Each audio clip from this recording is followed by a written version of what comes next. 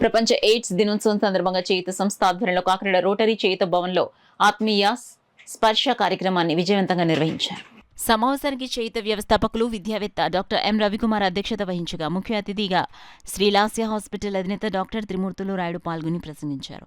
AIDS పై ప్రజలకు అవగాహన కల్పించడం ద్వారా వ్యాధి వ్యాప్తిని నిరోధించగలమన్నారు. ఈ సందర్భంగా చేయుత సంస్థ వ్యవస్థాపక అధ్యక్షులు రవికుమార్ మాట్లాడుతూ ఎయిడ్స్ వ్యాధిగ్రస్తులకు భరోసా ఇవ్వడం ద్వారా వారిలో ఆత్మస్థైర్యాన్ని నింపవచ్చన్నారు. అనంతరం 100 మంది హెచ్ఐవి ప్రభావిత వ్యక్తులకు సుమారు ₹1,00,000 విలువ చేసే పౌష్టికాహార కిట్లు పంపిణీ చేశారు.